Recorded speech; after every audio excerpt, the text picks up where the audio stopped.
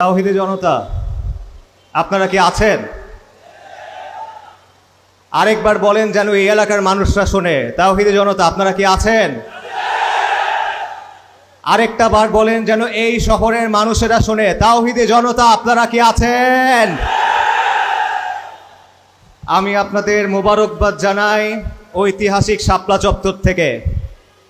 সেই শাপলা চত্বর যেখানে এক যুগ আগে লক্ষ লক্ষ মুমিন জড়ো হয়েছিল, সেই শাপলা চত্বর যেখানে খুনি হাসিনা গণহত্যা চালিয়েছিল, সেই শাপলা চত্বর যেখানে বাংলার তাওহীদি জনতা বুকের রক্ত ঢেলেছিল, সেই শাপলা চত্বর যেখানে মুসলিম বঙ্গের মুসলিমরা বুকের রক্ত দিয়ে নবী সাল্লাল্লাহু আলাইহি ওয়াসাল্লামের ভালোবাসার নাজরানা পেশ করেছিল, সেই শাপলা চত্বর যেখান থেকে দিনের জাগরণের নতুন ধারা শুরু হয়েছিল, সেই শাপলা চত্বর যেখানে মুমিনের রক্তে দিন জিন্দা হয়েছিল, এবং ইনশাআল্লাহ সেই শাপলা চত্বর যেখান থেকে ইনশাআল্লাহ আগামীর ইনকিলাবি ইন্তিফাদার সূচনা হবে। আমরা শাপলার সন্তান, শাপলা আমাদের অনুপ্রেরণা। এই শাপলা চত্বরে হাসিনা বাংলার মুসলিমদের অপমান করেছিল, মুসলিমদের বুকে গুলি চালিয়েছিল, মুমিনদের বুকে পুলিশের লাথি পড়েছিল, মাদ্রাসা ছাত্রদের কান ধরে এখান থেকে বের করে দেওয়া হয়েছিল। হাসিনার মন্ত্রী সংসদে দাঁড়িয়ে বলেছিল হেফাজত সুবহানাল্লাহ বলতে বলতে পালিয়ে গেছে। পত্রিকাতে খবর এসেছিল শাপলা চত্বরে হেফাজতের তাণ্ডব। হাসিনা বলেছিল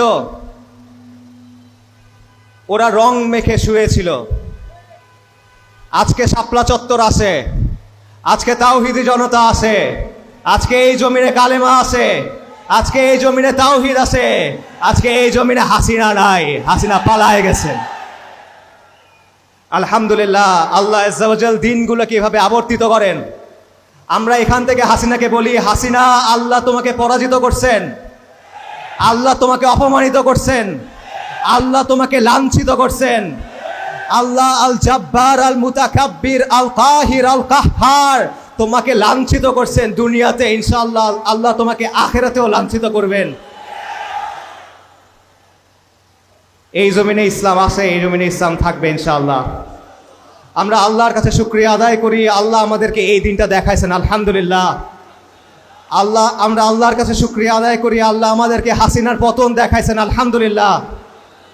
আমরা আল্লাহর কাছে শুকরিয়া আদায় করি, আল্লাহ আমাদেরকে জুলাই দেখাইছেন, আলহামদুলিল্লাহ। জুলাইয়ের অর্জন আমাদের রক্ষা করতে হবে। আমাদের অনেক ভাইরা প্রশ্ন করেন জুলাইকে এত গুরুত্ব দেওয়ার কারণ কি? জুলাইয়ের পর কি বৈষম্য দূর হলো? জুলাইয়ের পর কি অবিচার দূর হলো? জুলাইয়ের পর কি জুলুম দূর হলো? হয় নাই।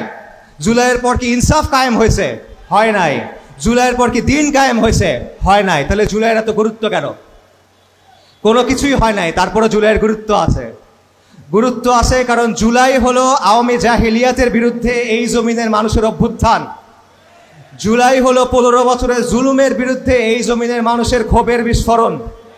জুলাই হলো ভারতীয় আধিপত্যবাদের বিরুদ্ধে মুসলিম বঙ্গের মুসলিমদের অভ্যুত্থান। এর কোনটাকে আপনি অস্বীকার করবেন? এর কোনটাকে আপনি গুরুত্ব দিবেন না? এবং আমরা মনে করি, আমি আল্লাহর কাছে দোয়া করি, আমি বারবার আল্লাহর কাছে দোয়া করি, আল্লাহ যেন জুলাইকে এই জমিনের জন্য ইয়াউমুল বুআস হিসেবে কবুল করেন। আপনারা কি জানেন ইয়াউমুল বুআস কি?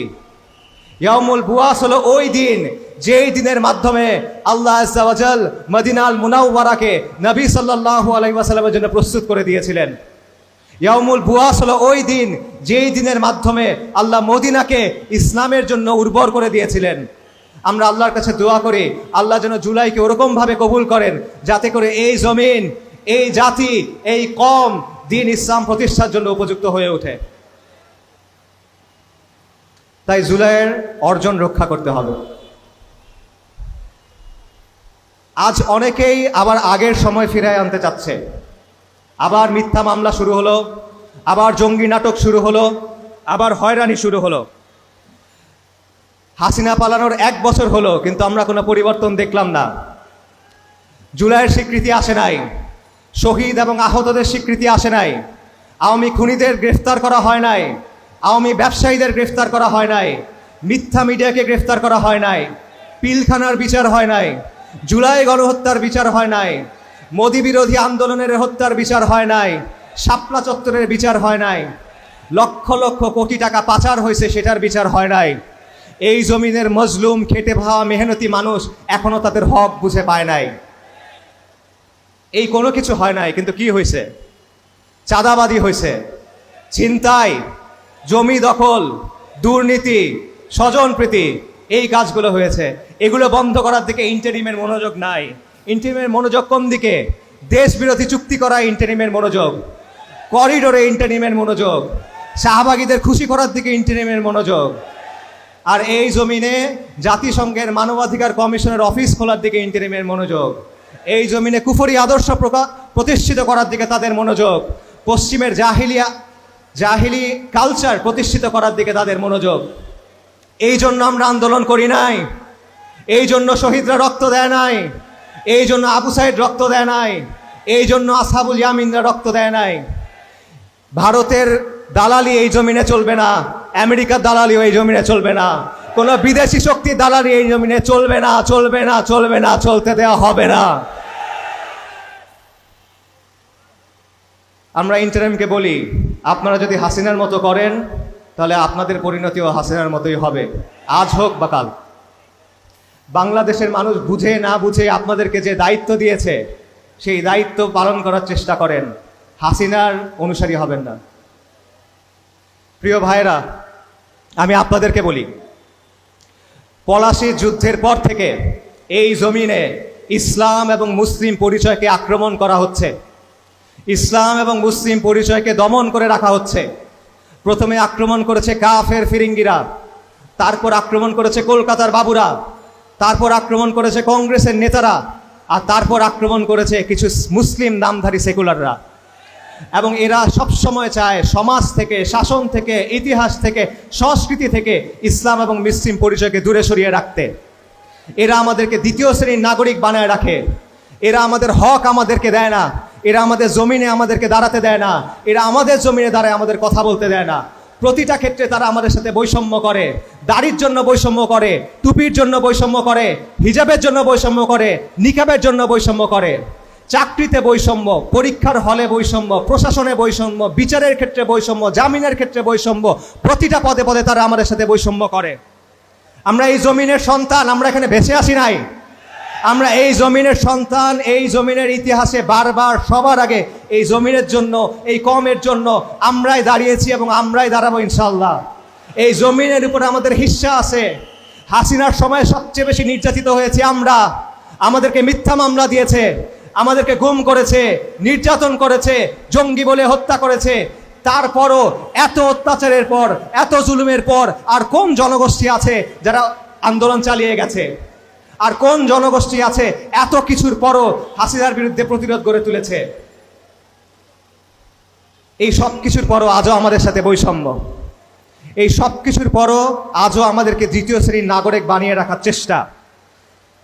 অনেক হয়েছে, আর না, আমরা আর এই বৈষম্য মেনে নিব না। আওয়ামী জাহিলিয়াতের বিরুদ্ধে লড়াই শেষ হয়েছে, কিন্তু বৈষম্যের বিরুদ্ধে আমাদের যে প্রতিরোধ সেটা চলবে। আমাদের হক বুঝে নেওয়ার জন্য আমাদের যে লড়াই সেটা চলবে। আমাদের দিনে আমাদের খুঁটি গাড়ার যে লড়াই সেটা চলবে। এই জমিনের উপর আমাদের সীমানা দেওয়ার, আমাদের হিস্সা বুঝে নেওয়ার যে লড়াই সেটা চলবে। এবং এই লড়াই আপনাদের সবাইকে করতে হবে। এবং এই জন্যই আজকের আয়োজন, এই বার্তাটা আপনাদেরকে বুঝাই দেওয়ার জন্য আজকের আয়োজন। আমাদেরকে সক্রিয় থাকতে হবে, আমাদেরকে সোচ্চার থাকতে হবে, আমাদেরকে সতর্ক থাকতে হবে। দুনিয়াতে অধিকার কেউ কাউকে এসে দিয়ে যায় না ভাই, অধিকার আদায় করে নিতে হয়। হক কেউ এসে দিয়ে যাবে না, হক আদায় করে নিতে হবে। আমাদের হক আমাদের আদায় করে নিতে হবে। এই হকের জন্য আপনাদের সদা প্রস্তুত থাকতে হবে।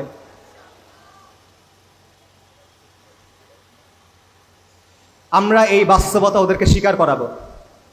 আমরা এই জাতির একটা শক্তি, আমরা এই সমাজের একটা শক্তি, আমরা এই দেশের একটা পক্ষ। ওরা এটা মানতে চায় না, ওরা এটা অস্বীকার করতে চায়, আমরা ওদের বাধ্য করবো এটা মানাতে ইনশাআল্লাহ। আমি শেষ করার আগে কিছু কথা বলি। আপনারা জানেন যে ওরা আমাদের বিরুদ্ধে মিথ্যা মামলা দিয়েছে। কেন মামলা দিয়েছে?